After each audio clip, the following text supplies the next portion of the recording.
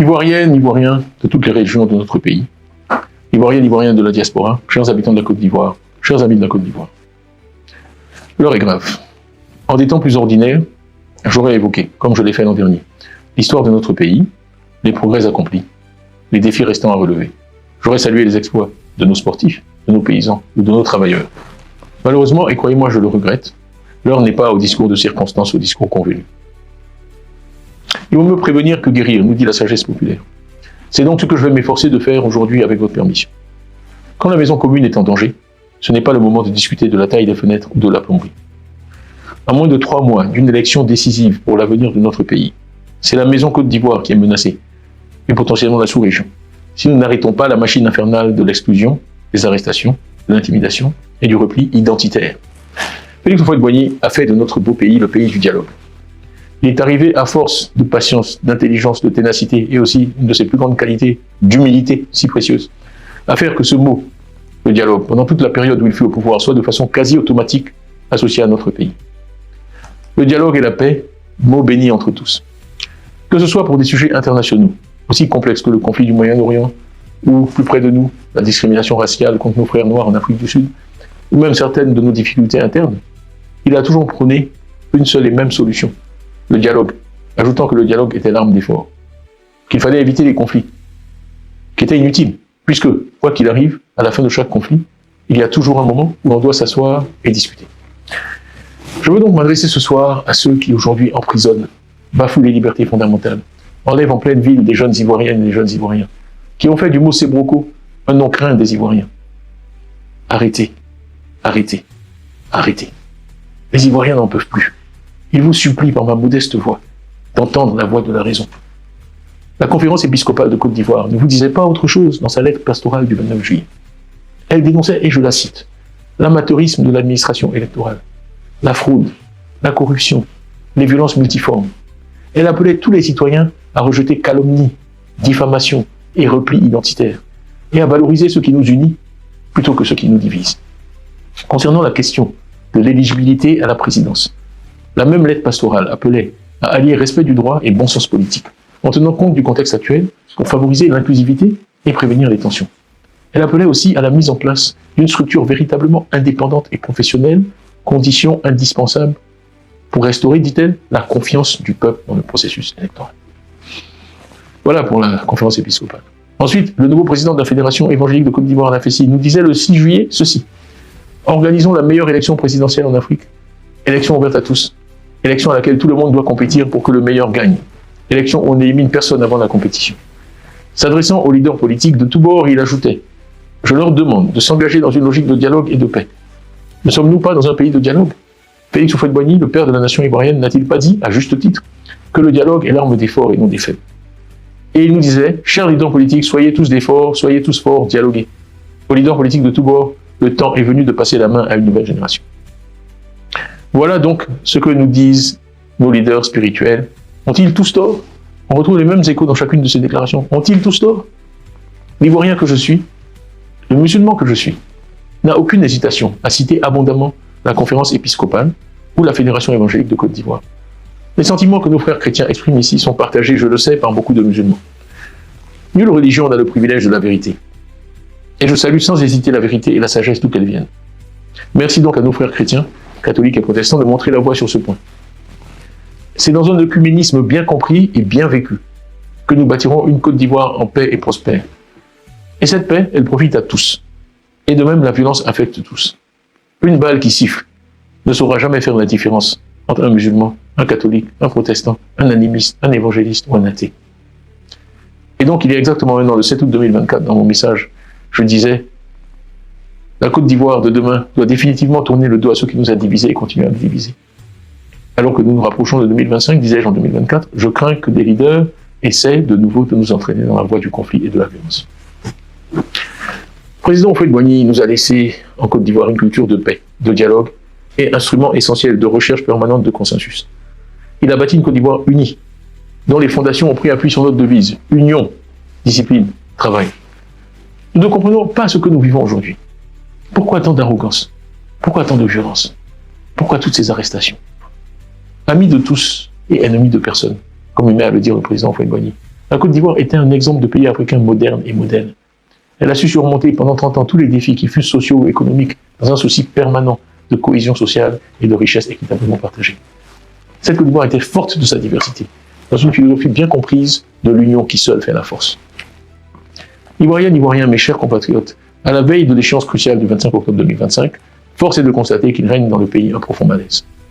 Le PDCI-RDA, quant à lui, est porteur d'un projet social, économique et politique qui met avant tout l'accent sur la personne humaine, le capital humain, les femmes et les hommes de ce pays.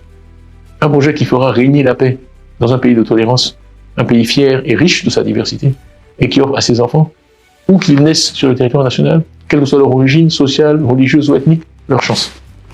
Le PDCI-RDA a soigneusement écouté, depuis 18 mois, ce que veulent les Ivoiriens et a développé un programme basé sur ces attentes. Sans être exhaustif, que veulent donc les Ivoiriens? En cette année 2025, la première chose qu'ils désirent, c'est le changement, l'alternance, mais sans violence. Le changement, l'alternance, mais sans violence. Un auteur a dit « Savoir comprendre quand il faut partir, c'est de la sagesse. Être capable de le faire, c'est du courage. Pouvoir partir la tête haute, c'est de la dignité. » Nous avons aussi été à l'écoute des jeunes. Avant tout, ils ne veulent plus vivre dans la hantise du chômage. Un véritable fléau pour eux. Ils rejettent formellement un système moralement corrompu et en déclin. Ils veulent un débat ouvert, sans crainte d'arrestation, et des élections où ils auront un véritable choix. Ils veulent se donner le droit et les moyens de déterminer leur propre avenir en choisissant des responsables intègres et qui prêchent par l'exemple. C'est cette volonté-là qu'exprimaient les 943 000 Ivoiriens nouveaux électeurs qui ont pris d'assaut les bureaux de la révision des listes électorales à la fin de 2024. Des centaines de milliers d'Ivoiriens étaient prêts à s'inscrire dans le cadre du révision des listes électorales 2025 qui, leur dit-on maintenant, n'aura pas lieu. Pour la majorité de notre population, les femmes, quant à elles, elles attendent un pacte social nouveau qui leur offre l'opportunité d'une participation plus active à la dynamique économique de notre pays, qui assure la santé et l'éducation de leurs enfants et leur donne les moyens d'une véritable indépendance, une véritable autonomie financière et juridique, seule garantie de leur dignité. Quant aux petites et moyennes entreprises, les PME, mais aussi et surtout le secteur informel auquel je tiens beaucoup, qui est l'essentiel de notre économie, ils espèrent un cadre nouveau, sans corruption, sans administration tatillonne, sans tracasserie administrative, et une économie pilotée par des entrepreneurs nationaux ivoiriens à succès. Nos paysans, quant à eux, ne veulent plus supporter des impôts et des taxes élevés sans en ressentir les bénéfices dans leur quotidien. Nos fonctionnaires attendent de l'État de meilleures conditions de travail, un profil de carrière clairement déterminé et des opportunités. Pas des mesures salariales ponctuelles à l'approche de chaque élection. Les opérateurs étrangers, quant à eux, seront toujours les bienvenus, bien sûr. Ils prennent une part essentielle à notre développement. Mais ils veulent une économie sans corruption et une justice impartiale pour qu'ils puissent investir en toute quiétude et sérénité. Nos magistrats, essentiels au bon fonctionnement de la société et de l'économie, ont besoin de liberté sans interférence du pouvoir en place pour dire le droit et faire que le citoyen ivoirien sente ses droits, tous ses droits protégés. Une personne que je connais dit souvent que dans un bon système juridique, on doit pouvoir porter plainte contre le fils du président de la République et avoir gagné. Nos forces de l'ordre, garantes de notre sécurité, veulent jouer leur rôle de manière républicaine, sans parti pris politique et veiller à l'intérêt général. Donc, les Ivoiriens dans leur ensemble veulent la méritocratie.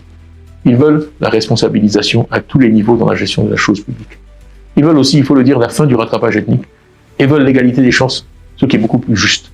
C'est-à-dire investir là où il y a une inégalité, une situation défavorable, sans considération ethnique ou tribale. Enfin, ils veulent une constitution qui, sur le modèle américain, ne changera pas tous les 2 ans. On pourra connaître des amendements, mais ne changera pas tous les 2 ans. La limite de 2 mandats, quant à elle, sera exprimée comme une limite portant sur la vie d'un être humain de la naissance à la mort. De sorte que nous ne vivions plus jamais de 3e ni de 4e mandat d'une même personne, quelles que soient ses qualités. Force doit rester à la Constitution. La diaspora, quant à elle, veut voir ses droits, et en particulier sa nationalité ivoirienne, sécurisée et non plus remise en cause de façon arbitraire, pour pouvoir contribuer par ses talents et ses ressources financières, comme elle le fait déjà, au développement de notre pays. Tout cela, le PDCI-RDA et moi, son président, nous vous l'apporterons. Ivoiriennes, Ivoiriens, mes chers compatriotes, tous les Ivoiriens aspirent à la paix. Ils ne veulent plus vivre dans la peur. La Constitution, loi fondamentale de notre pays, garantit à l'opposition et à tous les partis politiques la liberté d'expression et d'action. Le gouvernement, quant à lui, est là pour faciliter l'exercice de ses droits et non pour l'empêcher. La seule solution à l'impasse actuelle est le dialogue. C'est pourquoi le PDCI-RDA s'est uni aux autres partis d'opposition, dans le Front commun et dans la coalition CAPCI, dans le but d'obtenir que le gouvernement ouvre un dialogue politique pour aboutir à une élection inclusive et apaisée. Un mot à cet endroit de mon propos pour nos amis et partenaires extérieurs qui sont essentiels à la vie et à la prospérité de la Côte d'Ivoire. Le régime actuel est arrivé au pouvoir avec l'aide d'une ingérence extérieure majeure, nous le savons tous, sous l'égide de l'ONU. Sachez donc que les Ivoiriens vous tiennent, vous, à l'extérieur, vous tiennent comptable des agissements de ce régime que vous avez mis en place. Ayant contribué à le mettre en place, certains sont tentés d'évoquer le principe de non-ingérence, pour ne rien dire sur un quatrième mandat anticonstitutionnel, l'élimination systématique du scrutin des leaders de l'opposition, les arrestations à motivation politique. Eh bien, cette position de prétendue non-ingérence adoptée par ceux-là même qui ont mis ce régime en place est tout simplement intenable, aussi bien sur le plan pratique que sur le plan des principes, sur le plan moral. Si vous voulez redresser une certaine image et préserver les bonnes relations que mon pays a toujours entretenues avec vous, et que personnellement je souhaite qu'il continue d'entretenir, bien sûr, une Côte d'Ivoire ennemie de personne et amie de tout le monde, soyez du bon côté de l'histoire. Ne soutenez pas à bout de bras un régime usé, vieillissant, corrompu, sous perfusion et à court d'idées. Si vous faites le mauvais choix, ici, c'est-à-dire celui du court terme et des intérêts particuliers, le tribunal de l'histoire et les Ivoiriens vous jugeront durement. C'est le lieu et le moment de saluer tous les efforts déployés par l'ONU, la CEDEAO, l'Union européenne et beaucoup d'autres encore, qui ont dépêché des missions de bonne volonté dans notre pays pour que la raison l'emporte. Nous les en remercions, nous les remercions pour leurs efforts et nous les encourageons à les poursuivre. Malheureusement, à l'heure où je parle, de nombreux militants du PDCI-RDA et d'autres partis politiques sont en prison. Avant de terminer mon propos, je voudrais donc bien sûr exprimer ma solidarité et ma compassion à nos prisonniers et à tous ceux qui croupissent dans nos prisons en raison de leurs convictions politiques. Un jour, ils seront reconnus et célébrés comme les hommes et femmes de courage et de conviction qu'ils sont. Je demande au gouvernement, dans un souci d'apaisement, à un moment critique de notre histoire, de les libérer. Libérez-les. Ayez le courage de les libérer. Libérez-les tous. Il n'est pas trop tard pour éviter à notre pays de revivre un passé récent dont tous les Ivoiriens veulent oublier le souvenir.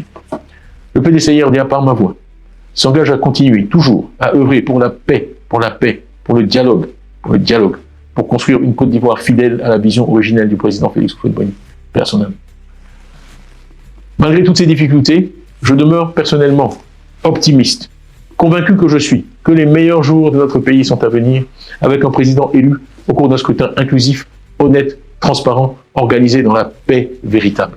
Pour une Côte d'Ivoire unie, paisible, tolérante et fraternelle. Bonne fête de l'indépendance à toutes et à tous. Vive la Côte d'Ivoire. Je vous remercie.